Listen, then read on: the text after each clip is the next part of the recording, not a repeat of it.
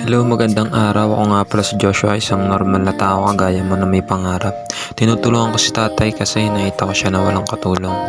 Ako nga pala, yung ginagawa namin dyan ay yung lutuan ng nanay ko. Kasi nakakauntog sa ulo kaya medyo tinaas namin. Baka magtaka kayo kung ba't nasa labas kami. Sa labas kasi nagluluto ng kakanin yung nanay ko. Ayun nga pala yung pangtinda niya.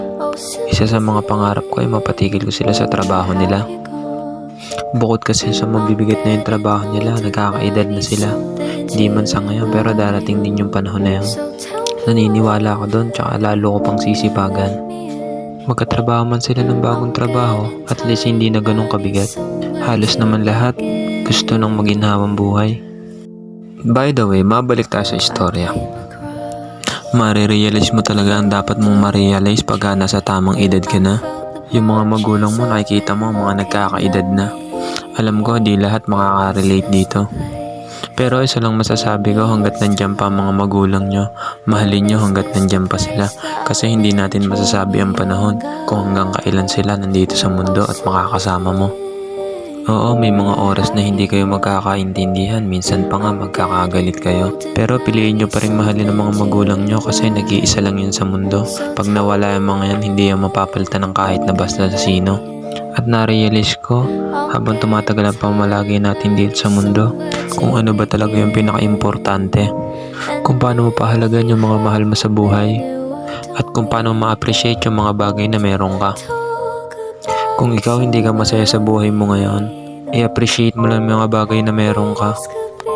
Huwag mo i-compare yung sarili mo sa mas nakakangat sa'yo. Kung magko-compare ka, i-compare mo yung sarili mo sa dati mong ikaw. Kung ano mong trabaho ang meron mga magulang mo, wag mo ikakahiya yun.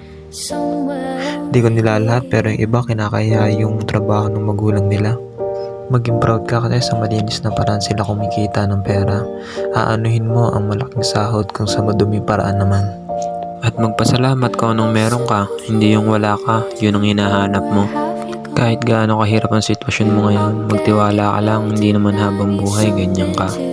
Samahan mo ng sipag at tiyaga, balang araw makukuha mo rin yung gusto mo, tsaka yung pinapangarap mo sa buhay.